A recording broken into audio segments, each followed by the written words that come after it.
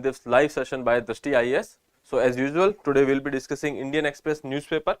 Since it was weekend, so we will take up the news from the weekends first, and then we will move forward with the today's newspaper. Okay. So today's outline would be like that. We will first discuss the practice question which was given to you. After that, we will have some news from the weekend, and then we will move towards the today's newspaper, wherein we will discussing few topics. We will discuss these three topics in detail. It is from your weekend, and then security challenges. First is India-France relationship, and then we will move towards security challenges in Northeast, and then housing for PVTs, particularly vulnerable tribal groups. Okay, there is this scheme PM Janman. So we will talk about that, and then we will move to India United Kingdom FTA, free trade agreement, which has been in news. Okay, so we will be talking about all these articles in details, and then we will move towards practice question for you, which will be from your prelims as well as for your mains. Okay, so this was the front page of your Sunday's newspaper. Okay, so we will be discussing all these things. Here one more important thing was suspected drone strike in cargo ship of Gujarat coast. So you know that there has been this issue with related to this Houthi rebels, which are doing some kind of activities in Red Sea. Okay, so related to that, something like that has happened. You can say that was a ripple effect of that incidents which are happening in Red Sea. Though we don't know that who has performed this drone attack or not, but speculations are that this is from the Houthi group here as well. Okay, because in Red Sea they are doing this activities, or you are creating they are creating some kind of chaos in the Red Sea. Okay, so considering that there is one more attack in the Gujarat coast, so Indian Navy will be looking into it. Coast Guards has gone to the ship and they have rescued the ship. No one has harmed in that particular thing. Now let's start with the practice question which was given to you in the last episode. Okay, so here recently Reykjanes or Reykjanes Peninsula was in news. In which region can the Reykjanes Peninsula be found? Okay, so options were Arabian Sea, South China Sea, South Atlantic Sea, and Arctic Ocean. So basically we have discussed this particular place because there was some kind of volcanic activity here. Okay, there was a volcano which has been dormant for like 6,000 years, and then in last 2 years it has been active. Okay, and frequency is like that, one event per year. Okay, so recently it has erupted, and because of which that particular area was in news. This area is in Iceland. Okay, and we know that Iceland is in Arctic Ocean region. So option D would be your right answer. Here you can see on the map as well. Okay, so in the world map this is the Arctic Ocean region, and then this area is Iceland. Here you can see this is Iceland, and then here you can see in the southwest part you can say there is this peninsula.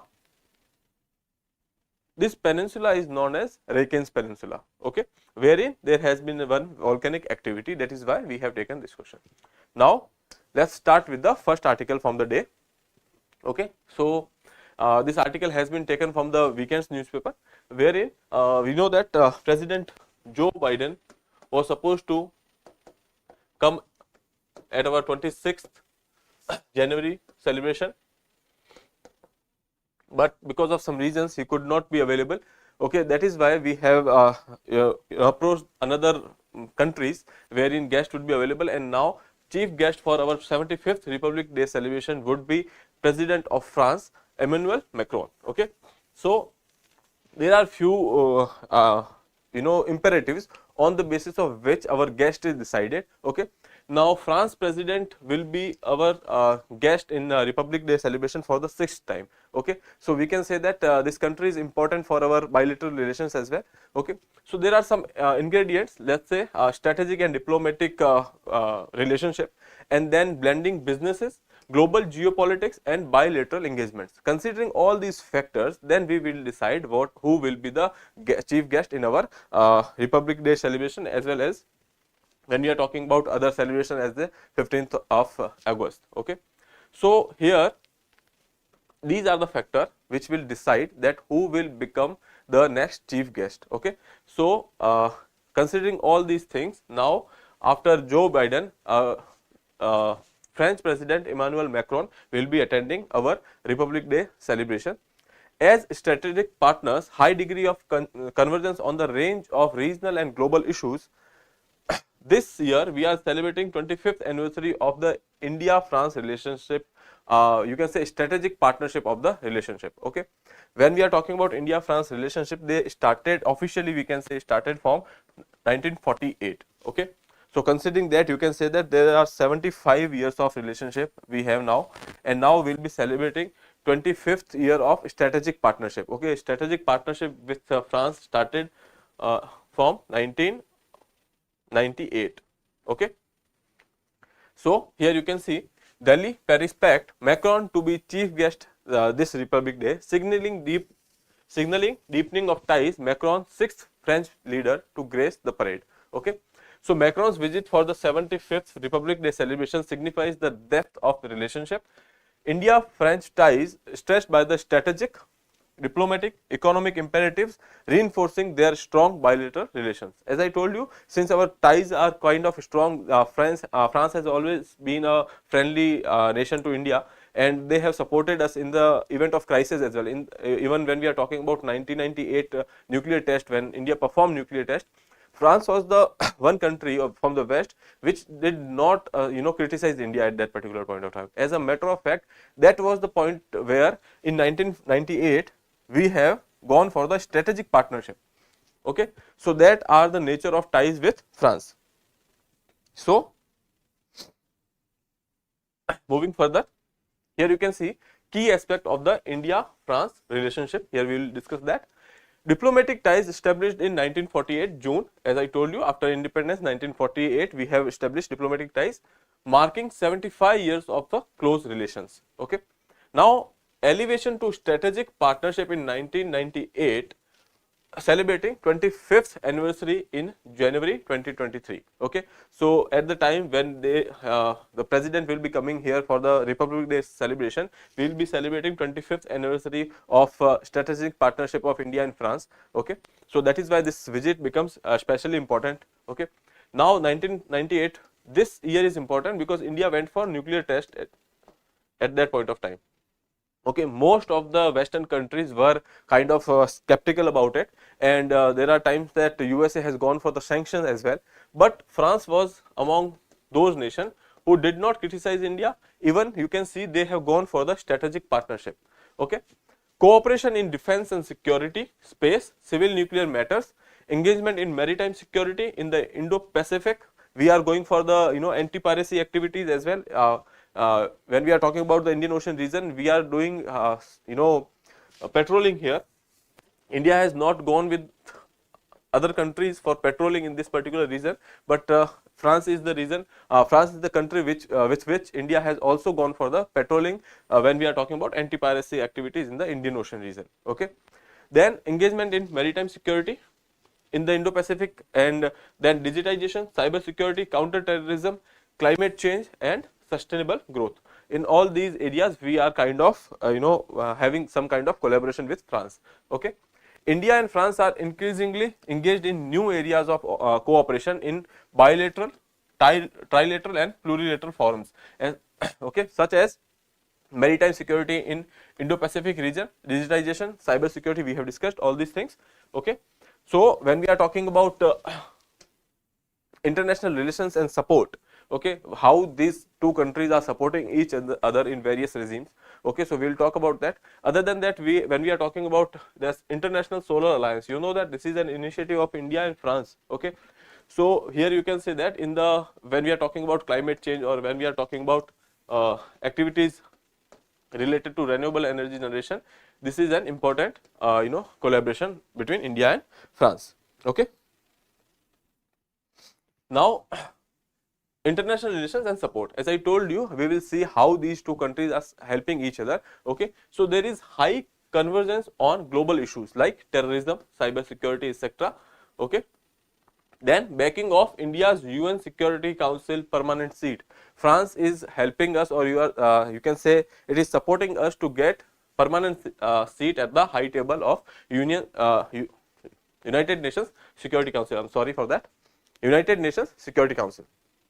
Okay, France is backing France's backing has been crucial for India's accession to various regimes like MTCR, okay, then Wassenaar agreement, and then Australia group, and then there are other support for the NSG membership as well. So France is supporting India's membership in all these forums which we have joined, and then it is supporting NSG membership as well as of now. Okay, so here you can say there is this missile technology control regime, okay, Wassenaar agreement, Australia group. So in these groupings, France support was vital, and we have joined all these groupings. And then when we are talking about nuclear suppliers group, here France is also helping us getting into this particular grouping. It is supporting our bid to get into it. Okay. Here India plays a key role in France's membership in Indian Ocean Rim Association. So in our regional organization, if we are talking about Indian Ocean Rim Association, IORA, here we are supporting France's membership as well. France supported India's joining of Indian Ocean Commission as an observer country.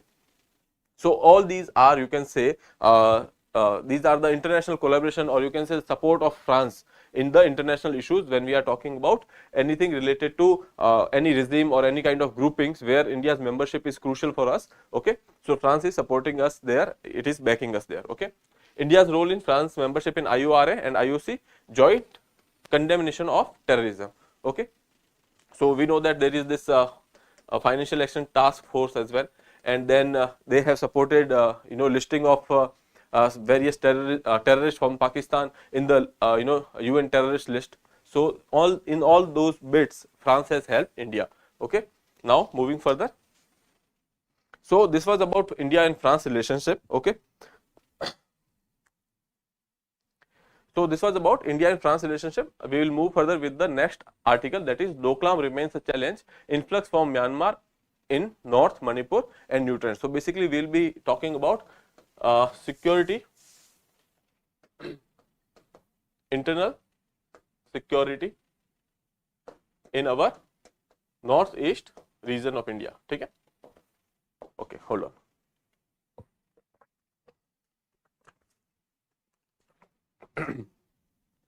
So you know that in 2017 there was this Doklam issue. Doklam is a tri-junction where China, Bhutan and India has some kind of territory, and at that particular tri-junction there was this issue wherein China has come up and shown some kind of aggression over there. Okay, so that was the issue in 2017.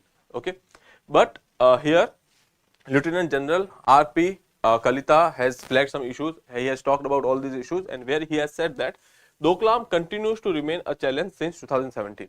Even though there is some kind of de-acceleration over there, Doklam will always become an issue because it is important, strategically important. Okay, since it's a tri-junction and it has a vicinity with the Chicken's Neck, or you can say Siliguri corridor. Okay, Siliguri corridor is the area which connects the India mainland and the northeastern region, that particular grouping of 7 states. Okay, so that is why that particular place is strategically important. So that always remains a challenge. The security of that area remains a challenge for India.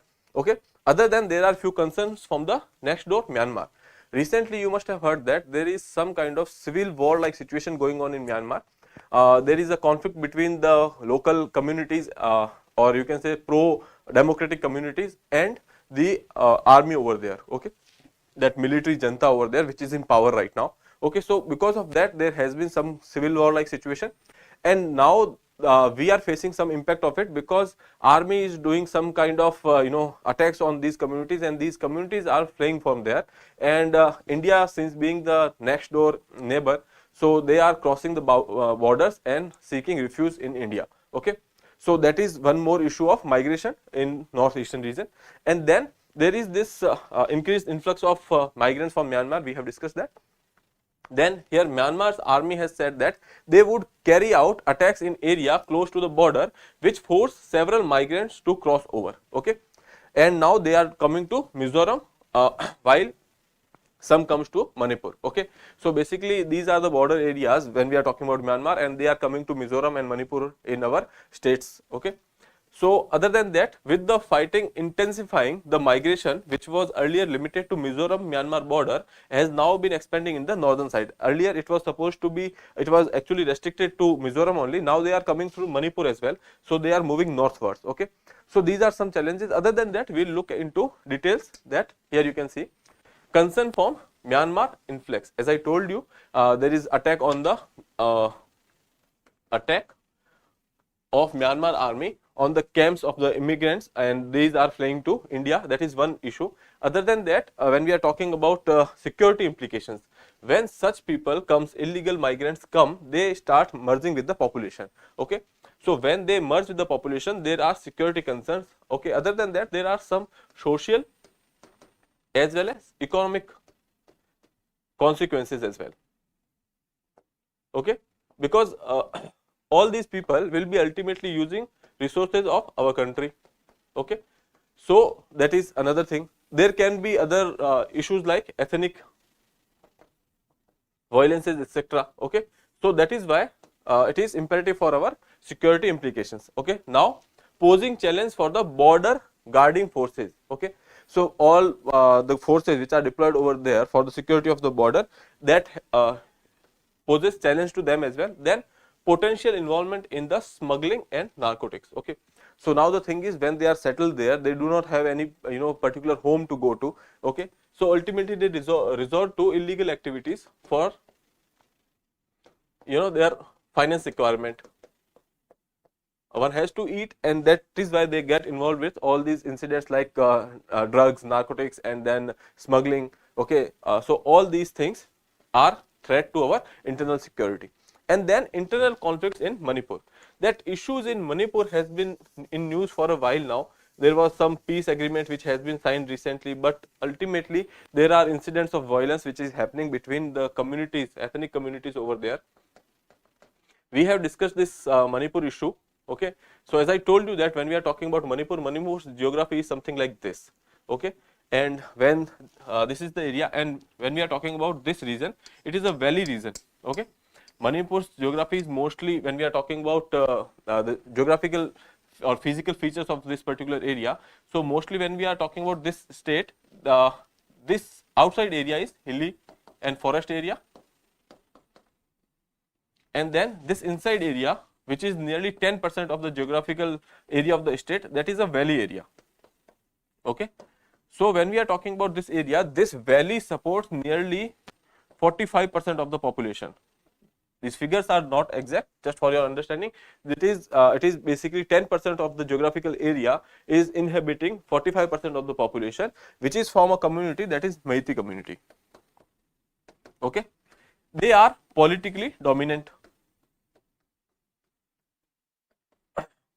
And then when we are talking about this hilly and forest area, which it is nearly 90% of the state's geographical area. Okay, it inhabits nearly 55% of the population. Okay, so we can say there is a demographic disparity. Okay, because of which there is a developmental disparity. When we are talking about this area, which is hilly and forest area, so geography is adverse here. Okay, because of which developmental activities are not up to mark. Okay, so developmental activities are not up to mark, connectivity issues are there. Okay, because of which the communities which are living in this area, like Kukis, Zomi, Nagas, Mizo, all these communities are having their own issues. Okay, they are going for the communities like Kukis, etc. They are going for the opium cultivation, etc. Okay, and because of all this developmental disparity, there has been issues, the ethnic issues as well, and that had led to some kind of violence. There are demands of separate statehood as well. Here you can see this area here. This is dominated by Kukis, so they are asking for Kuki land. Okay, this area is dominated by Nagas, so they are they are willing to be part of the greater Nagalim. Okay, so all these issues are prevalent in Manipur, and because of which ultimately there is a violence, okay, which is threatening the internal security of these areas. So we can say that there is a internal conflict in Manipur. Okay, so ultimately this is a threat because Manipur is on border, and now this influx from Myanmar is coming over there. There are one or two more communities which are entering into this area. Okay, they are already facing issues. Okay, so that is why these all are the concerns which are in place when we are talking about the northeastern region of India. Okay, so I hope we have covered all these aspects. Now,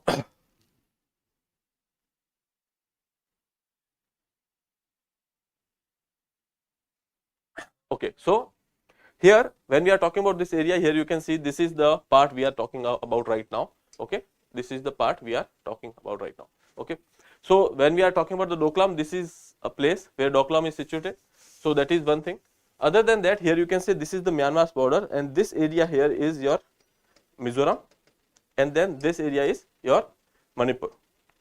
Okay, so this is from the map point of view.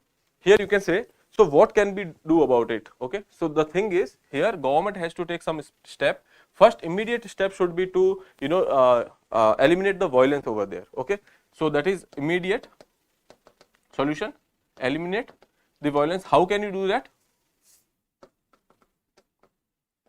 You can take use of state machinery. Okay, that is one thing. After that, you have to build trust in the state government.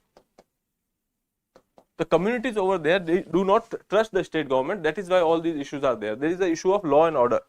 Okay, so once the violence is over, you have to build the trust in the government. Other than that, you have to focus on the developmental activities. Okay, then you have to focus on the developmental activities. How you will do that? You have to enhance the connectivity in the area. Okay, there are various projects which has been going on. Okay, like Sela tunnel, etc. Okay, other than that, there are many bridges which has been constructed in that area. Rail link projects are there, and then we are trying to connect this northeastern region with the neighborhood region as well. When we are talking about, there is this IMT trilateral highway. So all these connectivity projects are being done over there. Okay, so here they are saying that completing the planned infrastructure in time along with the LAC. Okay, so since we are talking about Doklam issue, so that is why we have to have this connectivity to LAC. That is why infrastructure project nearby LAC area are quite important. Okay, so that is one thing. Other than that, our long term plans fast tracking the construction of the road, bridges, defense infrastructure in that particular area. Okay, then Trans Arunachal Highway has already been sanctioned. Okay, there is this Sela tunnel which has been in news. Okay, so it will provide a all-weather connectivity to Tawang region of Arunachal Pradesh. Okay, there are multiple roads in Dibang Valley as well. Okay, even Chinese are building heavy infrastructure in that particular area. Even when we are talking about other areas in LAC, in the Ladakh sector, when we are talking about, where there also China is building infrastructure heavily. Even India is trying to build road infrastructure over there. Okay, so ultimately the problem lies in the development and the connectivity. So first thing, when we are talking about the internal security related issues in northeastern region, first thing is that you have to build the connectivity. Second thing, that you have to go for the developmental projects, and then you have to build the trust in the government and the law and order over there. Okay, so that is about this internal security related issue in northeastern region. Now this is for your own read, but I'll just give you an idea about this particular article. Nepal pitches for the Sita's birthplace in Janakpur. So this location becomes important. Okay, this is to be done as a part of Ramayana circuit. Okay, so to boost the tourism in India, we are going for some 15 circuits. Okay, these 15 circuits will have some kind of religious as well as spiritual, or let's say tourism related importance. We are building these 15 circuits. Okay, and Ramayana circuit is one of them. Okay, so in these circuits, what we are doing is we are integrating the areas which are having a connection or similar connection, we can say. When we are talking about Ramayana circuit, here we will be integrating the areas related to journey of Lord Ram. Okay, so that is why this becomes important, and now Nepal government is saying that you can include this place Janakpur in this particular circuit. Okay, which will boost the tourism or the footfall in the area. Okay, so now with the Nepal's Janakpur believed to be the birthplace of Ram's consort Sita, they are hoping pilgrims across the world would visit Ram's birthplace and will also make a trip to Sita's birthplace. Okay, So there should be a sister city relation. Okay, so since we have Ayodhya, so Janakpur can also be developed on the same line. Okay, here Ramayana circuit retraces the life of Lord Ram and includes major pilgrim sites related to the Ramayana along with the Janakpur in Nepal. Okay, so both the government will be working on this particular project. Okay, so you have to give it a read to this particular article, that is for your own read. Only thing here is to remember that there are Janakpur which is in Nepal and which is part of your Ramayana circuit, which is to be part of Ramayana circuit. Other than that, there is this Buddhist circuit as well. Okay, so out of 15 these tourist circuit or integrated circuits, we have two which are trans-border or international, you can say, that is having some kind of places in Nepal as well. So both of them are, one is Buddhist circuit and second is Ramayana circuit. Okay, so that you have to remember for your prelims point of view. Now moving further,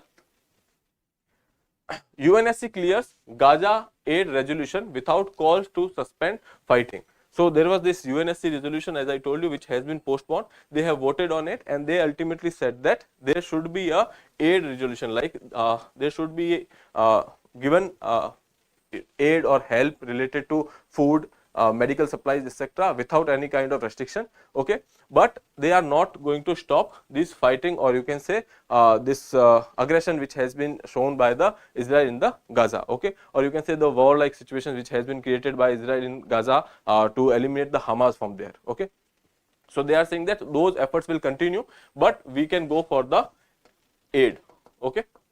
So there was some amendment which has been forwarded by the Russia to include that there should be a suspension of violence as well, but that amendment was vetoed by USA. So ultimately now we have a resolution on just for the aid in the Gaza. Okay, so that is from this article.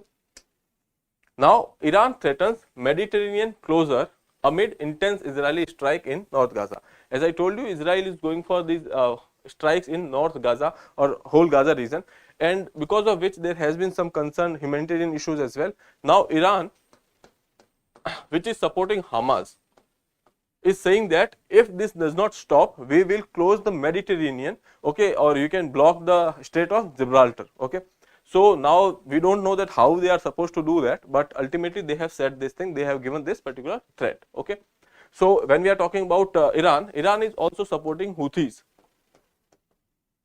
Now these Houthis are creating chaos in Red Sea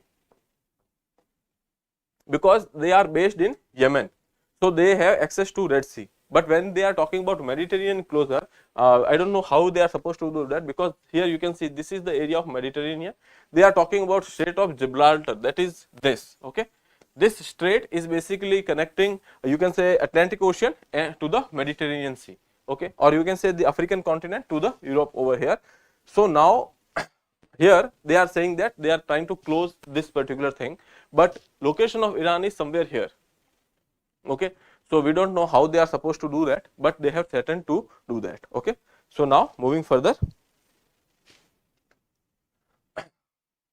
shift from self-defense, that is the self-defense only principle, to now they have passed budget wherein they have increased the expenditure to 16%. Okay, so here you can say Japan passes record military budget, eases post-war ban on export to lethal weapons. Okay, so let's see why there was a ban on Japan. Okay, so let's see here. Japan has a limited military due to its post-World War II constitution. Okay, so we know that there was this Hiroshima and Nagasaki.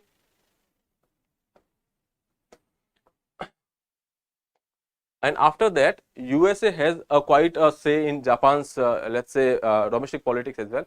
So Japan, after that particular thing, Japan has said that they will have a pacifist constitution. Okay, they will talk about just peace and they will not go for any kind of war. So here they have said that Japan has limited military due to its post World War II constitution, specifically Article 9, which renounced war as a sovereign right. Okay, so they have renounced war in that particular article. Okay, that is why they have limited military presence. Prohibited the maintenance of land, sea and air forces for war potential. They said that they will have it just for the defensive purpose and not for the war purpose. Okay, Instead, Japan maintains a self-defense force primarily for the defensive purposes, focusing on the protecting its territory and supporting international peacekeeping efforts. Okay, so because of this World War II, post World War II constitution, they have included a clause, or you can say article, that is Article 9, and they have said that they are renouncing their right of war as a sovereign right. Okay. So that is why they have limited military presence. Okay. So now, since there is a change in the geopolitics, there are issues related to rise of China. Okay. When we are talking about the South China Sea or the Indian Ocean region, there is Japan and Western countries are talking about open and navigable seas. So that is why, and since China is showing some kind of aggression in these areas, okay, there is this island, Senkaku Island, which is contested between Japan and China. So considering all these factors and the current geopolitical situation, they are going for some changes in their policy. Here, Japan's cabinet on Friday approved a hefty 16% increase in the military expenditure next year and ease the post-war ban on the lethal weapons. Okay, so this shift is away from the country's self-defense only principle, which we have seen that Article 9 talk about it of their constitution. Okay, the deployment of the long-range cruise missiles that can hit targets in China, North Korea, while Japanese troops increasingly work with the allies and take on more offensive roles. Okay, so as I told you that there are some kind of change in the geopolitics related to China's aggression, and then there is this one nation, that is North Korea, which is also having aggressive policies. Okay, because of which they have made a shift in their own policy as well. Okay. So they have allowed the export of weapons and components that are made in Japan. They hope to contribute to defend a free and open international order based on the rule of law and to achieve a peace and stability in the Indo-Pacific region. Okay, so that is what we have talked about. There is no change to our principle as a pacifist nation. So they are saying that we are just increasing our contribution in the Indo-Pacific security, but in principle we are not moving away from this particular thing. That is, there is no change in our principle as a pacifist nation. We are still a pacifist nation. We do not endorse war in any form. Okay, so that is what about change in the Japan's stand when we are talking about the having expenditure on the defense. Okay. So now, moving further, from today's newspaper, there is this thing, housing for vulnerable tribal groups, that is first installment by the center, likely by mid-June, mid-January. So this particular thing related to housing infrastructure, creation of housing infrastructures for these particularly vulnerable tribal groups, that has been announced by PM in a scheme named PM Janman. Okay. So this particular thing is part of your Pradhan Mantri Awas Yojana Gramin, which is been implemented by the Ministry of Rural Development. Okay. So now here they will be creating some housing infrastructure, nearly some 4.9 crore houses they are talking about building. Okay, sorry, 4.9 lakhs. I'm sorry for that. 4.9 lakhs. Okay. So let's have a look at it. Pradhan Mantri Awas Yojana Gramin among 75 particularly vulnerable tribal groups across 18 states and union territory aims to release the first installment by mid-January. Okay. So this has been implemented by the Ministry of Rural Development, implements the Pradhan Mantri Awas Yojana Gramin. This is the old scheme of central government. Okay. Now 4.9 lakh houses are to be built for PBTGs. Okay, under the Pradhan Mantri Jan Adivasi Nyay Maha Abhiyan. Okay, so that is your Janman Yojana, Pradhan Mantri Jan Adivasi Janjati Adivasi Nyay Maha Abhiyan. Okay, so that is important for your prelims. Okay, this has been announced in Jharkhand's Kruti district. Here, PM Janman on November 15th. It has been announced by the Pradhan Mantri on November 15th on Janjati Gaurav Divas from Kunti or Khunti. This is a place in Jharkhand, and then houses are built in this particular Yojana. Other than that, there will be some skill development related issue things which has to be done in this particular scheme. Okay. So there are some incentives which has been given in this scheme. That is, when we are talking about building a house, there will be given 2 lakh rupees for that. Okay. And then they will be given 12,500 rupees for building a toilet in that particular house. Okay. So that is when we are talking about open defecation free, that is you can say convergence of various initiatives. Okay. Other than that, there will be some kind of remuneration related to Narega. Okay. So that is the plan in this scheme. Other than that, when we are talking about Pradhan Mantri Awas Yojana Gramin, Ministry of Rural Development aims to implement it. The aim of this particular Yojana is to provide affordable housing to rural households. Okay, the name gives away the objective. Then it offers financial assistance for constructing homes, upgrading or reconstruction. Okay, so here they are talking about constructing and reconstruction and the upgrade of the homes. Okay. PM Janman scheme. The PM Janman scheme is aimed at providing comprehensive facilities to PVTGs. Okay. Now it covers various aspects like housing, water, sanitation, education, health, connectivity, and livelihood opportunity. Okay. So this is a comprehensive scheme, or you can say integrated scheme, which is which aims towards the holistic development of these communities. Okay.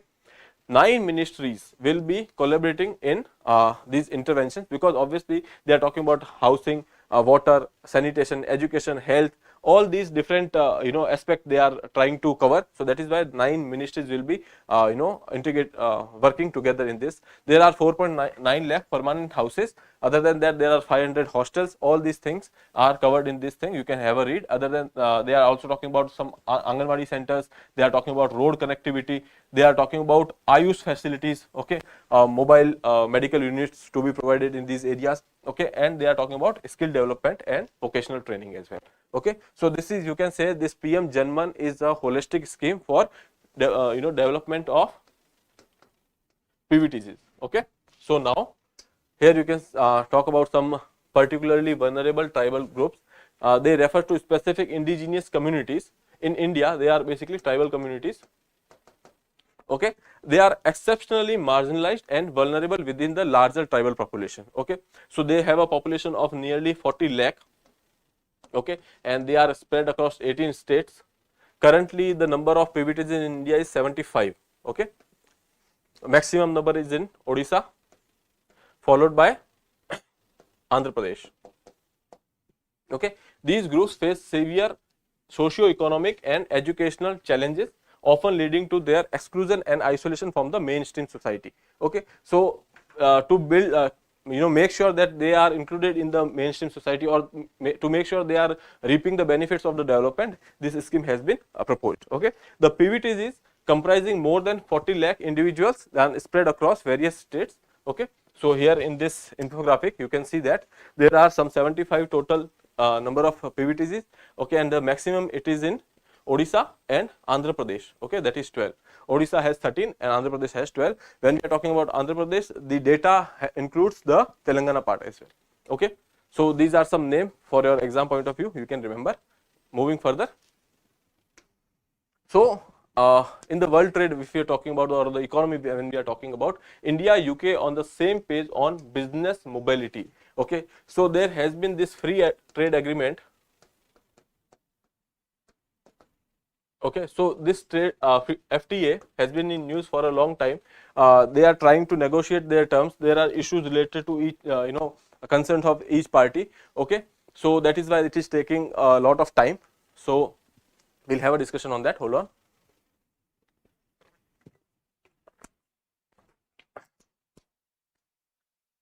So lack of regulatory alignment with the global standards. So there are global practices, and then there are practices which are following in India. So there is some kind of gap in that, and because of which there are issues in negotiation with respect to the free trade agreement between United Kingdom and India. So they are talking about, there are some issues we will discuss in this particular article. Lack of regulatory alignment with global standards in several service sectors, and then resistance for foreign competition. Okay, so service sector in India is quite prominent, doing good. When we are talking about GDP, it has a contribution of nearly more than 50%. But when we are talking about the labor force, it is not up to mark. Okay, so we can say that there is some kind of discrepancy here as well. Okay, so now we don't want that the foreign sector, foreign companies come and take over this sector in India. Okay, so that is why there are some issues related to the FTA negotiation.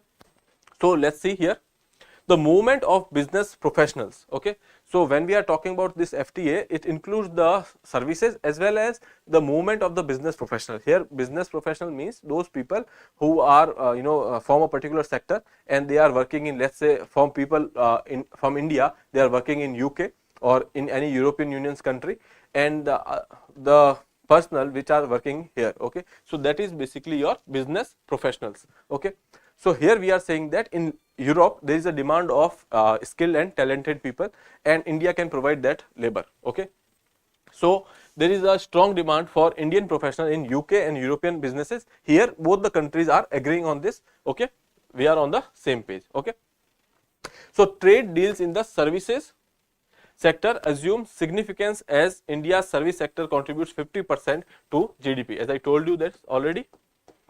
Okay, the growth has not been inclusive because when we are talking about the workforce, it has less than 1/3 of the workforce. Okay, so less than 1/3 of the workforce is generating 50% of the GDP, because of which we can say that it is not inclusive in nature. Okay, and then there are some outdated regulation and barriers on FDI, because of which there are some arguments in free trade agreement related negotiations. Okay, when we are talking about this foreign direct investments, so we have some kind of restrictions. Let's say when we are talking about e-commerce, we have this restriction on the inventory model. Okay, we are following the market based model. Okay, then when we are talking about this trading, single brand trading, single brand retail trading and multi brand. So we allow single brand, but we do not allow multi brand. Okay, so we will discuss what is that. So because of such restrictions, there are some issues in negotiations. Okay, so now there are, let's say if we allow these people in India, so there are some scholars which are saying that that would be helpful. Let's say when we are talking about these legal services. Okay, so right now there are 7 to 8 big legal firms which are having a monopoly in the market.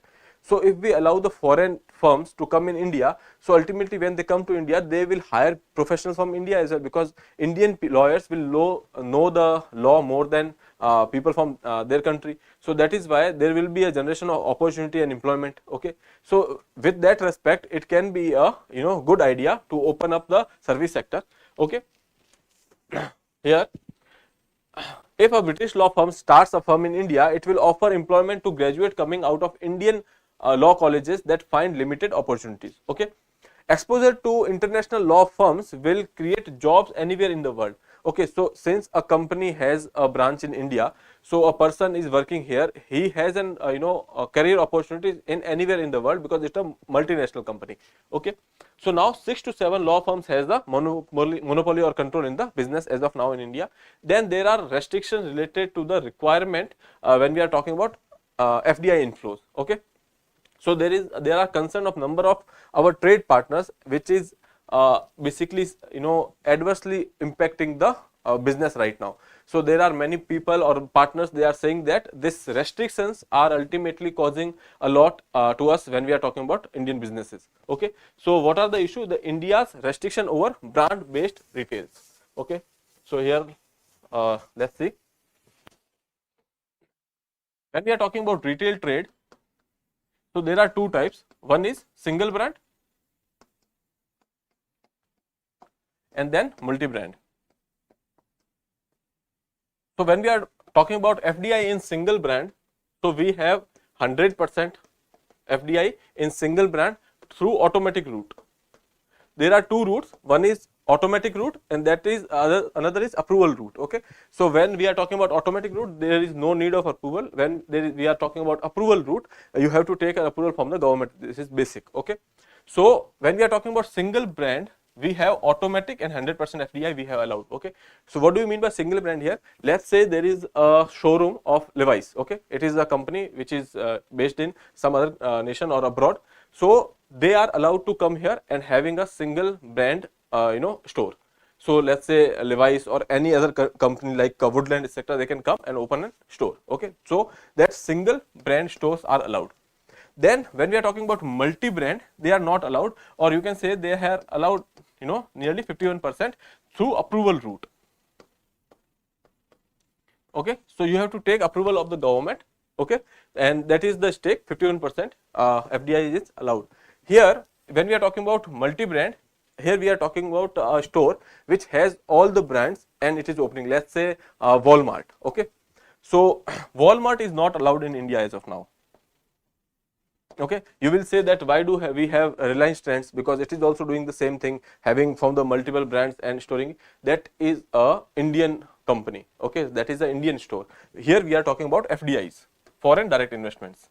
Okay, so that is why these multi brands are not allowed. So that is one restrictions over here. Okay, other than that, there are marketplace issues related to e-commerce here as well. So they have discussed that issues related to the branding, and then this is e-commerce. So here in e-commerce we have two models which we follow, that is market based and then inventory based.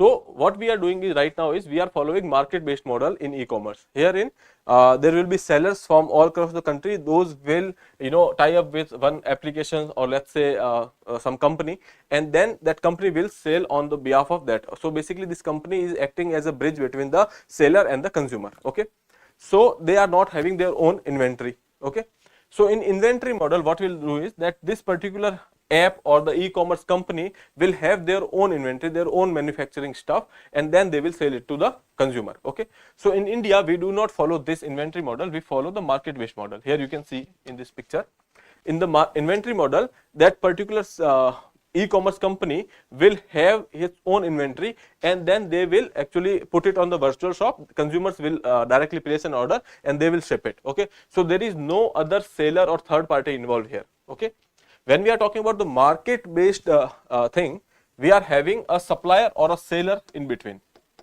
Okay, so with the e-commerce online platform, they will place an order, these people will send it to the warehouse of the company, then this company will send it to the consumer. Okay, or the seller will send it to consumer as per their arrangement. But the thing is, there will be a seller. This is done to actually save the domestic market or the small players in the field. Okay, to save them, we have included them in the chain. Okay, so that is why India is following this market based model. Herein, if you place an order at a company, let's say XYZ, that company will have definitely 10-15 sellers, okay, or even more than that, and that company will take the orders, inform them, those sellers will pack the article and send it to the consumer. Okay, so ultimately the domestic or small trading traders etc. are saved by this particular model. Okay, so that is another restriction when we are talking about e-commerce. Okay, and then there is this FDI flow. Okay, so when we are talking about service sector, the FDI flow is skewed. Okay, there are various services like in health sector, we have agriculture sector, education sector, but when we are talking about this FDI flow, these are mostly in the computer and the software sector only. Okay, computer software and hardware. So nearly you can say 42% of the FDI is in this sector, and then when we are talking about other sector, let's say agriculture services, that is 0.25%. When we are talking about hospitals, that is 1.97%. So you can see that this is very small portion of service FDI in the other services. Maximum is in the computer, software and the hardware sector. So all these are the issues which are under negotiation. That is why these particular trade agreements are taking time, and we have to come up on terms with all these issues, and then there can be a valid, or you can say a comprehensive trade agreement. Okay, so that is why this free trade agreement, which has been in talks or negotiation for a long time now, still is there, and there are issues related to it which we have discussed it. Okay, so this India UK FTA will be a landmark deal. That is why it will have a significant importance, and that is why negotiations are important as well. Okay, so now moving further.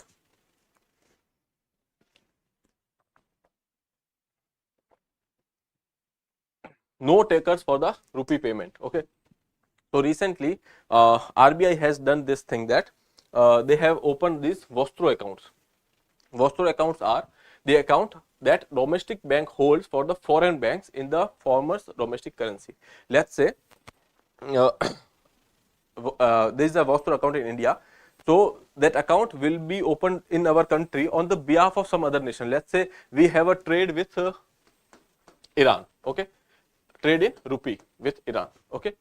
So if we have, this is for example, so if we have that, so for the convenience of the business, there will be a bank in India which is been opened, there will be a account which is opened in India by the RBI or our banks here on the behalf of their banks, okay, so that there can be a ease of business, okay. So such accounts are called Vostro accounts. An account that domestic banks holds for that domestic bank, let's say RBI or any other bank holds for the foreign banks, okay, bank from the Iran in the former's domestic currency. Former's domestic currency, that means for our domestic currency, that is in rupees, okay. In this case, that is rupee. Domestic banks use this to provide international banking services to their client who have global banking needs, okay. So that is only for the ease of doing business. Now second thing, that is one thing that RBI has allowed this Vostro account, okay.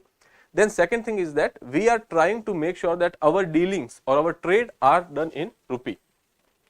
If our trades are done in rupee, first thing is our currency gets stronger, okay, it moves toward harder currency.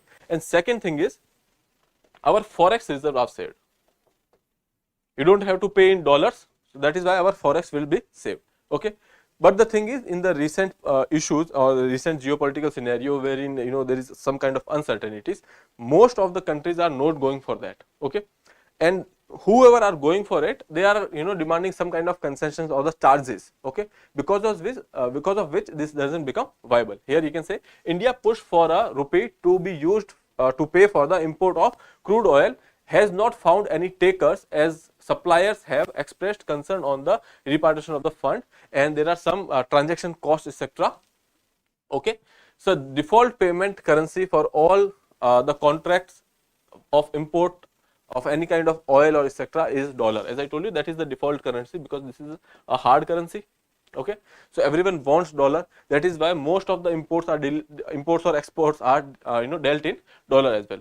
In a bid to internationalize the Indian currency, the RBI on July 11, 2022 allowed the importers to pay with rupees and exporter to be paid in rupees. Okay, so that was the arrangement which we thought would work, but it did not, because there are some additional costs related to it, which ultimately import becomes you can say expensive for us. Okay, so we can say that there is no takers for the rupee payment for oil imports. Okay, now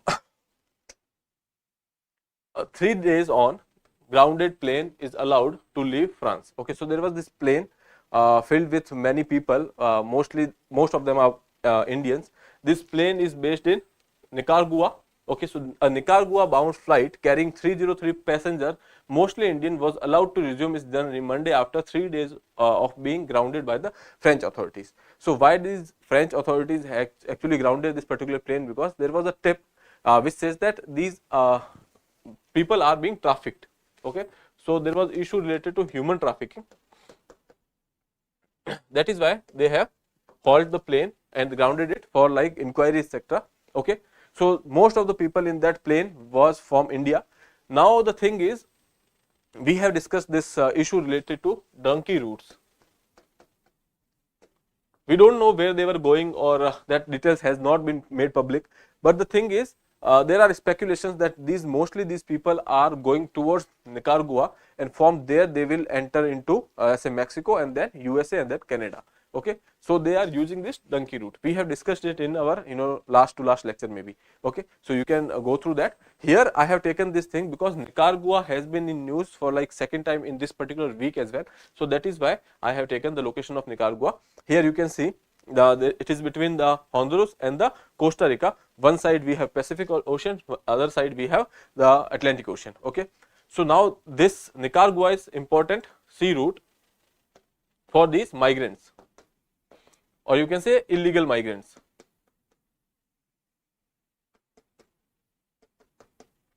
Illegal migrants. So that is why this becomes important for your exams. Here you can see this is South American continent, this is North American, and these are the countries which are connecting it. Okay, so mostly what happens is that from this Colombia, people goes to Panama, and then using this route they goes to Guatemala and then Mexico. Okay, so and from Mexico they will go to United States. That is the donkey route.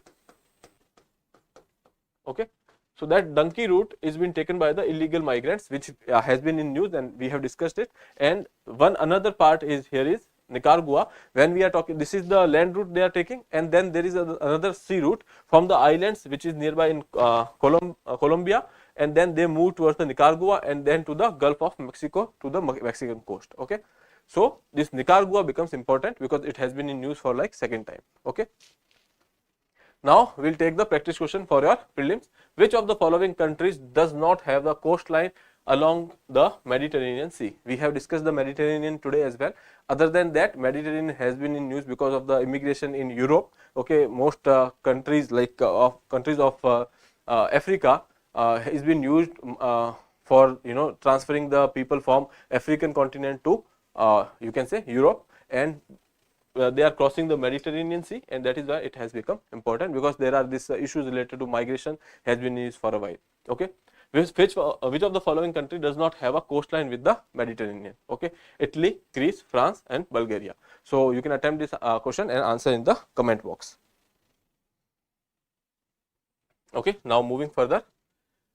What significant role have India and France played in supporting each other on the international stage, and how has their collaboration across various sectors contributed to their strong bilateral ties? Okay, so basically we have talked about India and France relations. Okay, related to that we have put this question: what significant role have India and France played in supporting each other? Here we are talking about the international platforms wherein these countries has supported each other on the international stage, and how their collaboration across the various sectors, we have discussed the sectors, okay, contributed to their strong bilateral ties. Okay, so you can this is a simple question, you have to explain the factors or the elements which we have discussed already, so that you can try. Okay, with that I will wrap up the session. I will see you tomorrow. Till then, have a good day. Thank you.